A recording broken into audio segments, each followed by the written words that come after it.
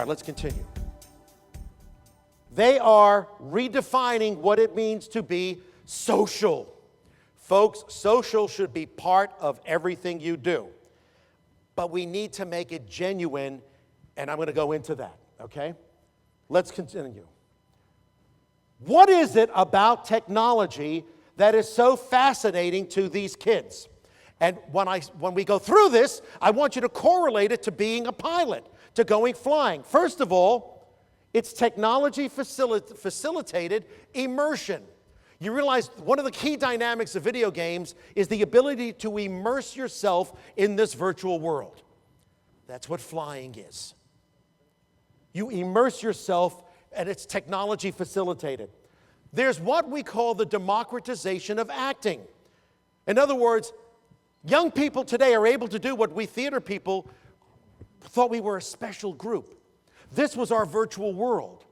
This was our proscenium arch. When you walk through the proscenium arch, you have now entered a different world. This we call the fourth wall. It was invisible, but it allowed every single one of you to be a voyeur. You were looking into the workings of the inner house here. We didn't know you were there. You were all psychologists. You were all shrinks. And what was this entire experience about? This entire experience was about trying to figure out what motivates humans. Why do we do what we do? Why is Hamlet the most produced play of all time? Because Shakespeare was such a brilliant playwright that we're still wondering what motivates Hamlet. And for young people who think Hamlet, that's an old play, I say, you know what? You're blessed. There is a Hamlet for the 21st century. He's called the Joker. The Joker is Hamlet. Why are we drawn to it? In fact, I used to show my students, here's Cesar Romero doing the Joker on the old Batman series. Here's Jack Nicholson doing the Joker in the Burton movies. Here's Heath Ledger. In every single one of them, what are we trying to figure out? Why does the Joker do what he did? What was Heath Ledger's brilliance? He explained how he got his face differently every time he spoke. So that you were there going, my God, what is truth? What is real? Why don't we make pilot part of this democratization of acting? Reflective storytelling. Who's the current darling of technology? The GoPro camera. Right? The GoPro camera, which has made him a billionaire because it allows what? It allows you to capture the experience. What are we now demanding on police officers? Everyone must have the camera. We want to capture that experience. Well, let's capture them flying. Because if we capture them flying in real time, we then can convey that experience. We convey it. Let them put on YouTube, hey, this is me. I flew through my first cloud. This was my first landing. See, because ultimately, folks, you're not going to be hiring marketing departments. You have to have your students be the marketers for you. And social media is that distribution service. This survey, very important. Millennials shared online experiences. 3/4 are online, most often on their own. They're on there checking things out, seeing what other people are doing, seeing where the interest is. And this is even more important. What is this slide about? User-generated influence. And what do we see here? 84% of millennials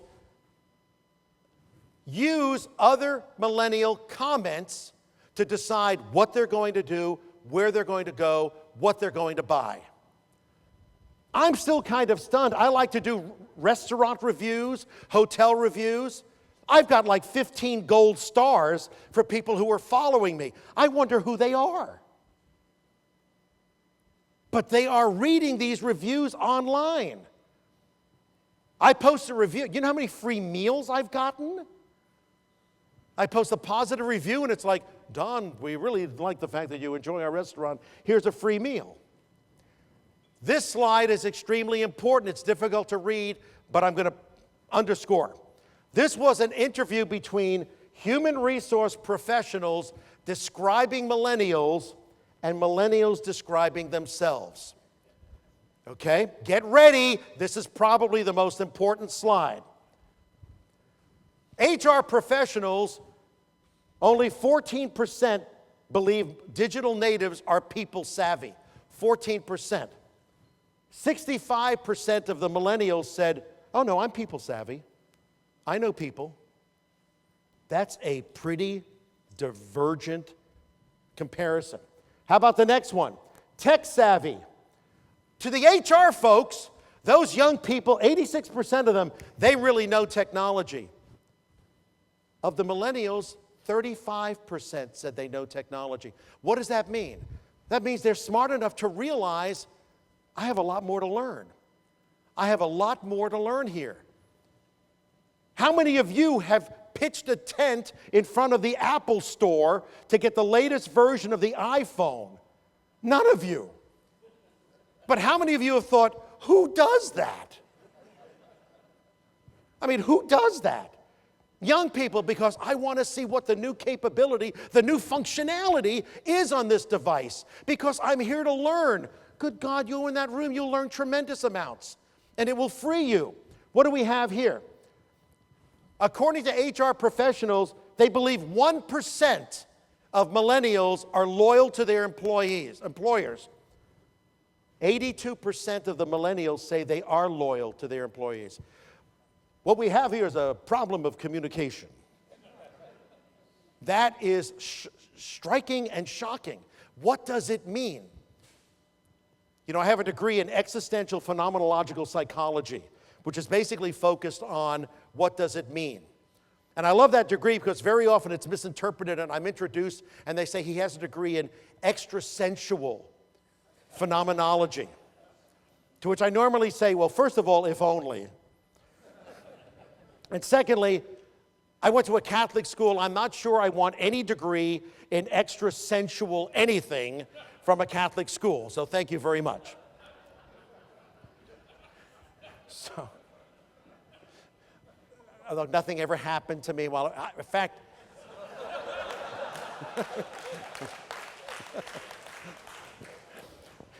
one of the reasons I loved going to a Catholic school was there were more nymphomaniacs at a Catholic school. I mean, there's a lot to be said for being oppressed and suppressed and all that. It was like dating volcanoes that were like on. I don't know, that felt good. That was kind of like Thornton's. You're like, look, there's a bird. 39% of millennials are fun-loving, according to HR professionals. 14% of the millennials say they're fun-loving. Because this isn't fun. This is how I figure out who am I, and what is the purpose of this life, and what am I doing here? And lastly, hardworking. 11% of HR professionals say millennials are hardworking. 86% say that of the millennials say they're hardworking. And let me tell you what I've experienced. They are kick-ass hardworking. If you get them engaged, if there's meaning to what they're doing, they will crank. I've got programmers working for me. I haven't the willingness or the honesty to tell them that what I ask them to do is impossible. They just do it. So where does this lead us? It leads us to you. What is the role of the instructor in 2016? This ain't gonna cut it in general aviation. It just ain't. Now, how have things changed? When Don was a young faculty member, there was a meeting, an invitation to come down and learn the keys to being a successful, great teacher. It was being conducted by a Nobel Prize winner, Herb Simon, he won the Nobel Prize for the antecedents of artificial intelligence. The room was packed. Hundreds of young professors. Herb Simon comes up and he says, I'm here to give you the 3 keys to being a great teacher. Well, the anticipation was palpable. Everyone was there, pens poised over paper. Herb Simon says, number 1, speak loudly. Every hand, and speak loudly. They're writing this shit down. Speak loudly. Remember, I'm a theater guy, and I'm like, no, there's got to be more. Number 2, if you are standing behind a podium, every now and then, step in front of it. If you're standing behind a podium. And at this point, frankly, I was marveling. I was marveling, both at the response of the audience and where Herb was taking us. Number 3, every now and then, write something on the board. Doesn't even matter what you write. Just write something on the board. And he said, if you do those 3 things, you will become a great teacher. Thunderous applause. And of course, on reflection, we realized he was jagging us. That there's more to it than that. And yet, that's what many of us may think. Well, guess what? That story has no credence in the classroom of today with millennials. And here, you might think that this is horrifying for me to say, but ladies and gentlemen, education can be fixed. We have the technology. Technology is not going to fix it. Technology is not going to do it. Technology is a means to an end. I became a teacher so that I could help kids pass the standardized tests, said no teacher ever. One of the reasons I retired, this was becoming the law of the land. And I'm like, I have no interest in you passing the standardized test. I want you to learn how to think, and I want you to use thinking to be free. And ultimately, I want you to figure out who the hell you are, why you're here, matriculating at the University of Earth, because you better figure out your major before you graduate. That's why I am here. So what does it mean for you? It means, ladies and gentlemen, however you teach is now being turned topsy-turvy. This is a splash screen filled with buzzwords that we're going to delve into a bit. As an how many of you have ever gone to schools of education to learn how to become teachers? Exactly. A handful of you. The rest of you, I congratulate, because you have not been tainted. I mean, frankly, what I'll tell you right now is, it's like when Hermann Goering once said, when I hear the word intellectual, I reach for my gun. Now I'm like, when I hear, yes, I graduated from I have an education degree, I reach for the hammer. It's like, please don't screw it up. These are young minds. So what are we going to do? You're going to hear a lot about the answers to how to teach millennials. And how are we going to do that? You're going to hear things like hybrid everything, hybrid education, hybrid learning. You're going to hear about BL, blended learning. You're going to hear about M-learning, orchestrated learning, orchestrated immersion, partnership pedagogy. And they're all true. They are all true. But we need to explore what that means. I have done this my entire life. I'm going to show you the one graph that makes the most sense. Here's the educational experience. And it is composed of what? The cognitive presence, the social presence, and the teaching presence. And by the way, these slides are available to everyone. I stole them. I will share them with you. I mean, when I go to prison, I want company. And this is by Garrison and Vaughan, professors at the University of Calgary, so at least I gave them credit. The difference nowadays is that you must incorporate technology into every one of these. In other words, what is the teacher's job? It is to create multisensory, real-life learning environments that fully immerse the students in learning experiences. Flight Sim does that a great deal.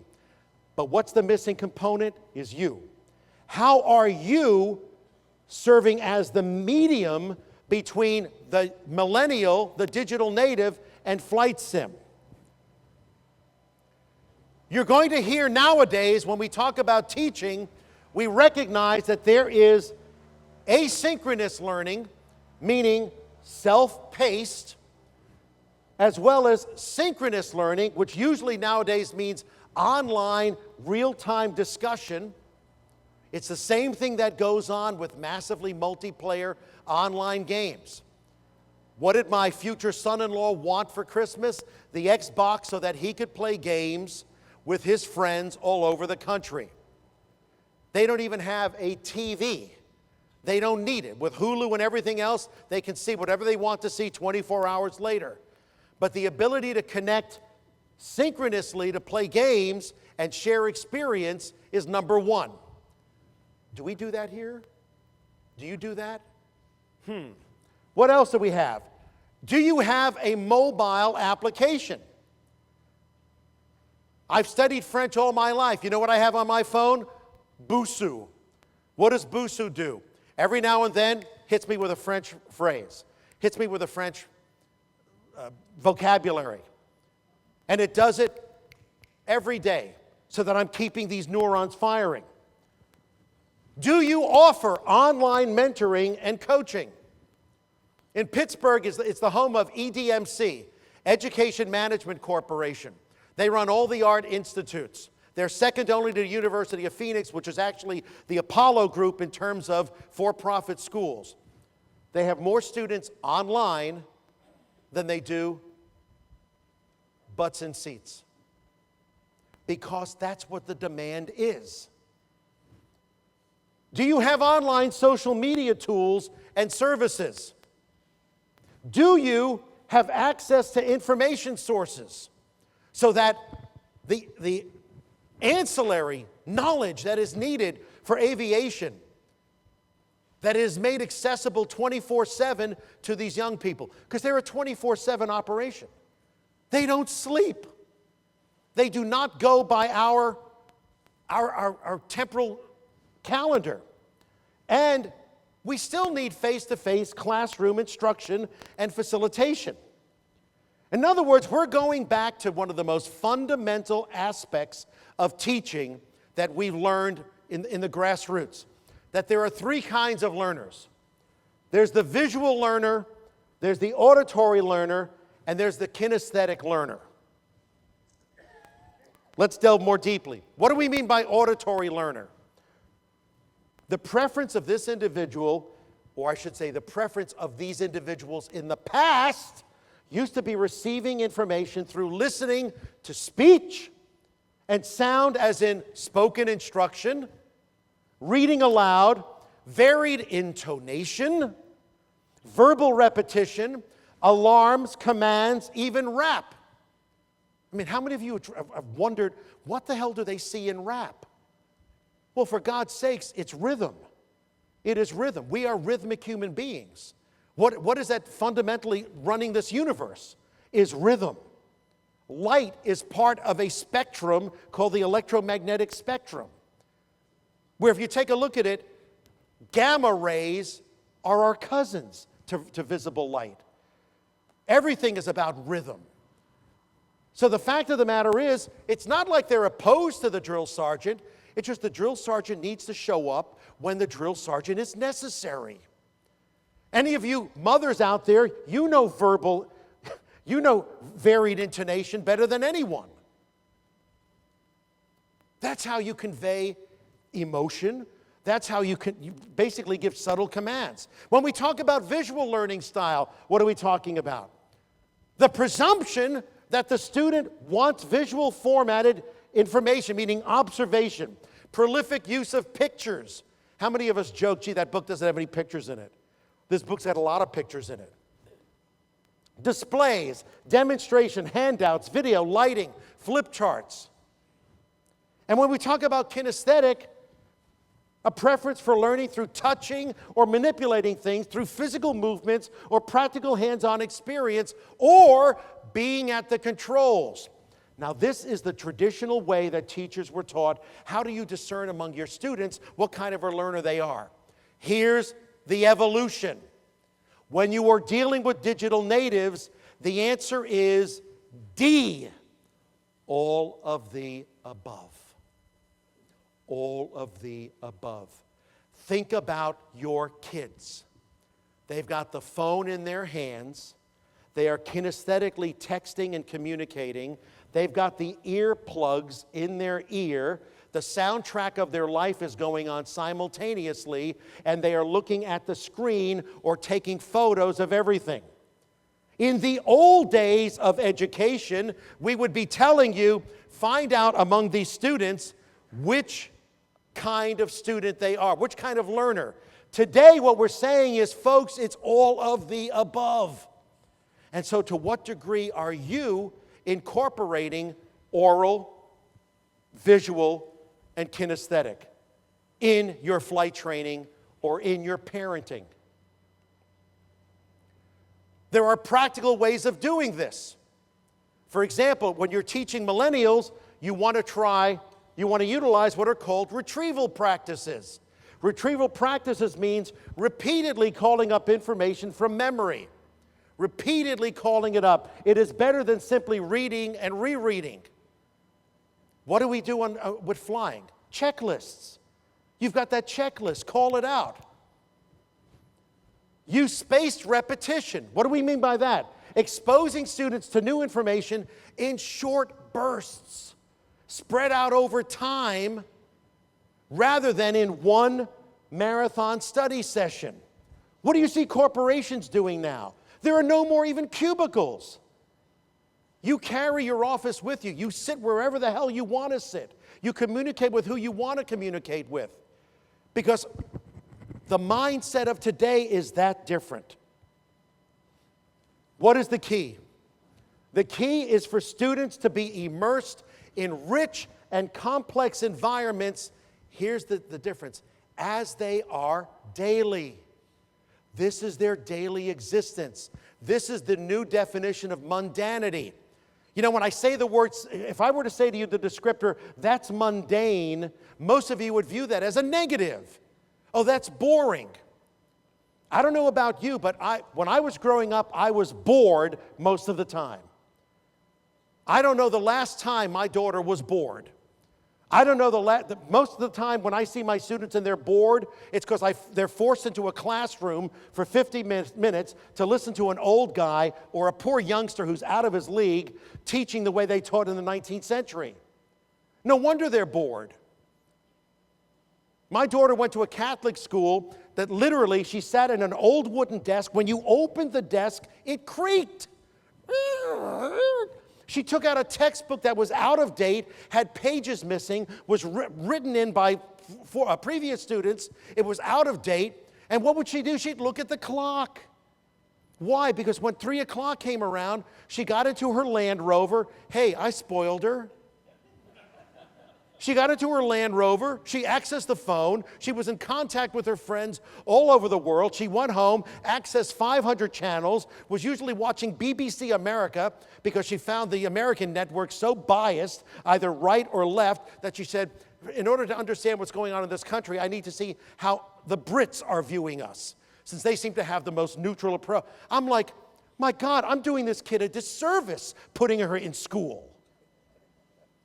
Why do you think there's this explosion of homeschooling and cyber schools and what have you? Okay. So, ladies and gentlemen, you, the teacher, needs to figure out what role you're going to play. And what I'm going to say is what roles you are going to play. Are you going to be the stage director today? With this student, are you going to become the tactician? Maybe you need to become the conductor for this one, or the architect, or maybe even the dungeon master. Perhaps we're going to graduate and become a Jedi Knight. Maybe you need to become Yoda, or perhaps a healer, by taking them away from the ground into the sky, close to the heavens, where you can use that metaphor to show them why flying is an escape from the world that they are in, and how, in being so, it is the ultimate freedom. You are the one who is going to design the experiences that will lead the students to take meaningful connections. Because you know all that stuff about their descriptions of who they are? You should be very proud of them. Because what are they doing? They're searching for meaning. They are searching for meaning. And they're searching ever more because they're getting college degrees in significant debt, and there ain't no jobs out there for them. And they're moving home not because they want to, but because it makes the most economic sense. And they have animosity towards what? The world we have created, and we are leaving them. I think they're really smart. They are really smart. You have to show that you are worthy to teach them. You have to show that you are willing to learn from them. So that they say, you know what, I'm taking classes at XYZ flight school. I've got this incredible instructor who is willing to go to multiple lengths to communicate with me, who's not just yelling at me when I make a mistake, who's trying to reach me on many different ways. And then that's why I am texting you. That's why I am posting my video of flying on YouTube. That is why I'm telling my friends, you know what? I know we like to play massively multiplayer online games, but get your ass in the plane. Go up. And then you'll know what freedom and responsibility is all about. They want responsibility. What greater responsibility than being up there in a plane with someone else in it? Folks, they're waiting for you. So this is the slide, but for every one of them, every one of these dynamics, sit there and say, how do I incorporate technology into it? And how do I become such that they put on the shirt that says, I love my flight instructor? In the same way that I want them to say, I love my dad. I love my mom. I think teaching is the most incredible position we could possibly be in. Incredible responsibility. Other people's children are being entrusted to you, or other people are entrusting themselves to you. I envy you, truly envy you. So, thank you very much. Not only keep them flying, get them flying. Get them flying. And in fact, what I would actually say to you is reach out to the youngest folks that you know who are flying in your area, maybe Civil Air Patrol, and say, how do we capture the excitement and the joy that you experience here, and how do we get this out? So thank you very much. I look forward to being here the rest of the day with all of you. Thank you.